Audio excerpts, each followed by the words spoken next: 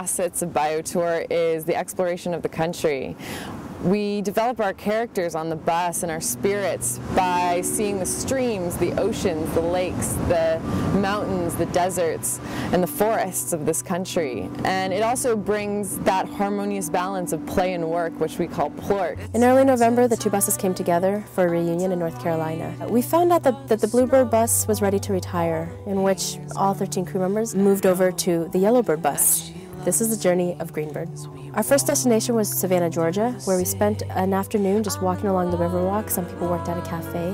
While at the cafe, Alan, Dubs, and Sherman found out that there was going to be a space shuttle launch in Cape Canaveral the very next day. And we just headed over that night to Cocoa Beach to watch the space shuttle. It was an incredible experience, and just knowing that the human race was blasting beyond this earth and looking down at us. We spent the weekend in Cocoa Beach. For some people, it was a beach day, and for Alan and Dubs, it was a surf day. Like Maggie says, the ocean cures all, and it really did that for us. Leaving the beach, we went to Ocala National Forest. Driving into Ocala National Forest in Florida was a photographer's dream. There was Spanish moss hanging off of giant live oaks. On the first day we got there, we all went on a hike. The second day, we went on a different hike, and here we kind of split off into pairs. Walking through the forest, Sherman was ecstatic about the spiders. Alan and Dubs had a wonderful time just climbing the trees. Everyone else, they were in their pairs and they were taking in the beauty. We gathered each night at the campfire and we just kind of shared what each of us experienced. We made our way to New Orleans, and we knew we had a really short time to spend there, so we wanted to make the most of it.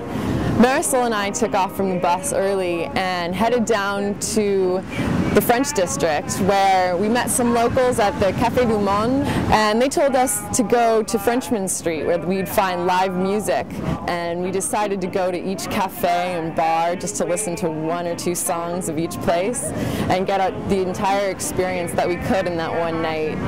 We also met up with Ethan and Alan later, and they introduced us as some street musicians, and we learned how to play the saw.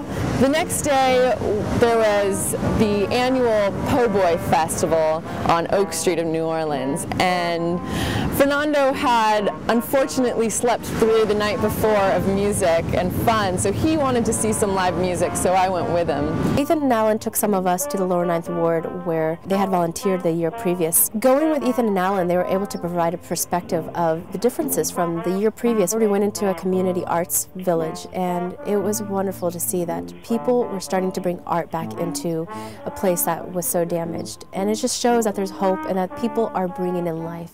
Leaving New Orleans, we headed west and we stopped at the bayou. When we get there, it is just at sunrise. And we watched the sunrise come up over the bayou and watched it slowly show its magic to us.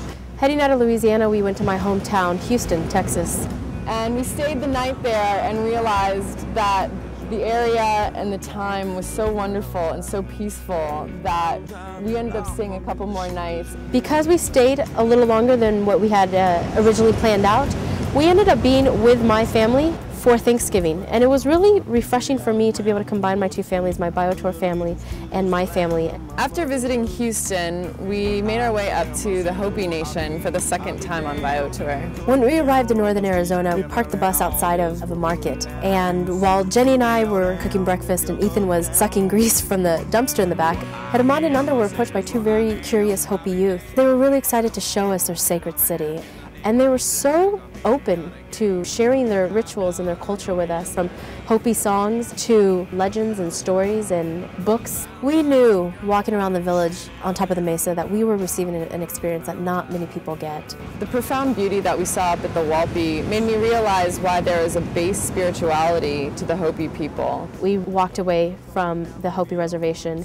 with a deep understanding of the balance between earth and every being of life and how they work together hand in hand. We met with a Hopi elder, Martin Gasher Soma, and he gave us the wisdom of the Hopi prophecies, which were a really magnificent thing to be a part of, and we really got an insight into their ancient traditions and some of our possible future. After 3 months of touring and thousands of miles that we have crossed and lands that we've tromped on, we had our last celebration adventure in the redwood forest of Santa Cruz, California. The treasure that we were waiting to discover in the redwood forest was Tree 9. Tree 9 is a majestic tree exploding with energy. Once we came back down from Tree 9, we headed over to Panther Beach, where we had a campfire and we shared our epic stories of that day's adventure. A really wonderful thing about that campfire was that the spirits of the other crew members that were not with us were there. We all felt them. It felt so complete. After all the adventures and exploration on BioTour, it ignited a flame in each of us. And it was a flame of continuing to explore the land that surrounds us and the people around us, and now ourselves especially. And one of the most important things I learned on BioTour is that the love that we all have towards exploring the earth, it needs to be equal to the love that we should have towards preserving and saving the earth.